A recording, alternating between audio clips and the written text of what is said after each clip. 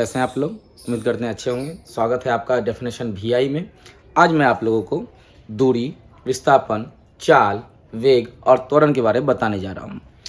दूरी सबसे पहला टॉपिक है आपका दूरी, जो कि ये सारा टॉपिक जो है वो फिजिक्स का है और स्पेशली क्लास 9 एंड क्लास 10 के लिए बहुत ही ज़्यादा इम्पोर्टेंट और साथ साथ कंपटीशन के एग्ज़ाम में भी काफ़ी महत्वपूर्ण है। तो चलिए स्टार्ट करते हैं हम लोग। सबसे पहले दूरी के बारे में। दूरी क्या होता है, इसके लिए एक एग्जाम्पल लेते हैं। इस एग्जाम्पल के माध्यम से आप अच्छी तरह से समझ सकते हैं। एक पॉइंट ले लेते हैं, यहाँ पे प्रारंभिक बिंदु, जिसको इनिशियल पॉइंट भी बोल सकते हैं। तो दूसरा पॉइंट ले लेते हैं बी, फाइनल पॉइंट। यहाँ से यहाँ तक का डिस्टेंस लेट कर लेते हैं 4 सेंटीमीटर और यहाँ से यहाँ तक का डिस्टेंस लेट कर लेते हैं 3 सेंटीमीटर।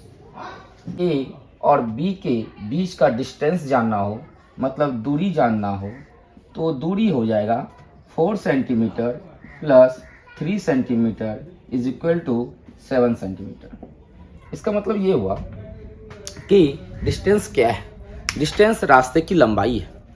किसी भी दो पॉइंट के बीच में रास्ते की टोटल जितनी लंबाई होगी उसको डिस्टेंस यानी कि दूरी कहा जाएगा। इसका एसआई यूनिट मीटर होता है। इसका ऐसा यूनिट मीटर होता है, इस बात को ध्यान में रखेंगे। उसके बाद अगला टॉपिक है विस्थापन। विस्थापन क्या है? किसी भी दो पॉइंट के बीच के सबसे छोटी दूरी को डिस्प्लेसमेंट यानी कि विस्थापन कहा जाएगा। Shortest distance between two point is called displacement, यानी कि ए और बी के बीच का जो सबसे छोटी दूरी होगी, जो कि अगर ए बी को अगर 5 सेंटीमीटर लेट कर लिया जाए तो ए बी डिस्प्लेसमेंट कहलाएगा और डिस्प्लेसमेंट हो जाएगा 5 सेंटीमीटर विस्थापन।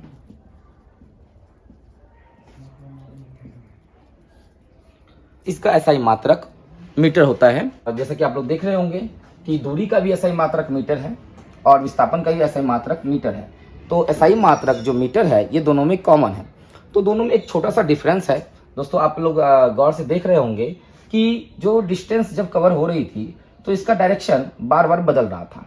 डिस्टेंस ए टू बी यानी पॉइंट ए टू बी निकालना है डिस्टेंस, तो हम लोगों ने रास्ते की लंबाई मतलब ए टू ओ और फिर ओ टू बी गया था, जिसमें कि 7 सेंटीमीटर आया था। इसमें डायरेक्शन किसी और तरफ, तो इसमें डायरेक्शन किसी और तरफ था। डायरेक्शन यहाँ फिक्स नहीं था।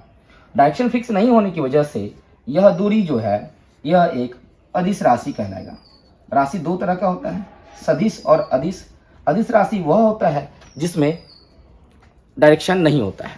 जैसा कि आप लोग देख रहे होंगे कि ये जो डिस्प्लेसमेंट है इसका डायरेक्शन एकदम बिल्कुल फिक्स है, एक ही डायरेक्शन पे केवल होकर के जा रहा है, इसलिए यह क्या है? सदिश राशि है। सदिश राशि वो होता है जिसमें डायरेक्शन फिक्स होता है। सदिश का मतलब हो गया आपका वेक्टर और अदिश का मतलब हो गया स्केलर। अब मैं आपको बताने जा रहा हूं चाल के बारे में। चाल क्या है? चाल का सूत्र आप लोग अच्छी तरह से जानते हैं। चाल बराबर होता है दूरी बट्टा समय एंड डिस्टेंस बाय टाइम। तो चाल को ऐसे डिफाइन कर सकते हैं आप लोग कि इकाई समय में जितना दूरी तय किया जाता है उसे चाल कहते हैं। इसको एग्जाम्पल के थ्रू भी समझ सकते हैं। यदि आप कोई दूरी 10 किलोमीटर की तय करते हैं तो आपको उस दूरी को तय करने में अगर मान लीजिए कि 1 घंटे का वक्त लगता है तो ये पूरा स्टेटमेंट चाल कहलाएगा। यानी कि आपने 1 घंटे में 10 किलोमीटर की दूरी तय की है तो ये चाल है। अगर समय को इसमें से हटा दिया जाए तो टोटल दूरी केवल दूरी रह जाएगा, जबकि समय की तुलना की जाए तो उसी को क्या कह देंगे? चाल कह देंगे। चाल का एसआई मात्रक की बात की जाए तो आप देख सकते हैं चाल जो है दूरी और समय पे डिपेंड करता है, इसलिए दूरी का एसआई मात्रक मीटर हो जाएगा और समय का एसआई मात्रक सेकंड हो जाएगा। इस तरह से चाल का जो एसआई मात्रक होगा मीटर प्रति सेकंड हो जाएगा। उसके बाद चाल जो है यह एक अदिश राशि है। अदिश राशि होने का कारण ये है क्योंकि दूरी भी अदिश राशि है, हमने आपको थोड़ी देर पहले बताया है, इसलिए चाल अदिश राशि होगी, मतलब स्केलर क्वांटिटी। उसके बाद आते हैं हम लोग वेग के बारे में। वेग यानी कि वेलोसिटी। वेलोसिटी क्या है? वेलोसिटी का फॉर्मूला आप लोग अच्छी तरह जानते हैं, विस्थापन बट्टा समय। विस्थापन बट्टा समय यानी इकाई समय में जितना विस्थापित होती है वस्तु, यानी वस्तु जितना दूरी तय करती है, यानी विस्थापन के फॉर्मेट में उसी को ही क्या कहेंगे, वेग कहेंगे। वेग का जो एसआई मात्रक होता है वो मीटर प्रति सेकंड होगा। आप बोलेंगे कि चाल का भी एसआई मात्रक मीटर प्रति सेकंड, वेग का भी मात्रक एसआई मीटर प्रति सेकंड, तो ये दोनों कॉमन है, यानी इसका भी एसआई मात्रक जो होगा इसका भी एसआई मात्रक वही होगा। बस दोनों में अंतर केवल इतना और इतना है कि यह एक सदिश राशि होगी, यह एक सदिश राशि होगी, यानी कि वेक्टर क्वांटिटी। वेक्टर क्वांटिटी इसलिए होगा क्योंकि विस्थापन एक सदिश राशि है, इसलिए वेग भी सदिश राशि होगा। तो चलिए दोस्तों आगे बढ़ते हैं हम लोग त्वरण के बारे में। त्वरण यानी कि एक्सेलरेशन। त्वरण क्या है, यानी कि त्वरण को ऐसे समझना है, वेग में परिवर्तन की दर को त्वरण कहते हैं।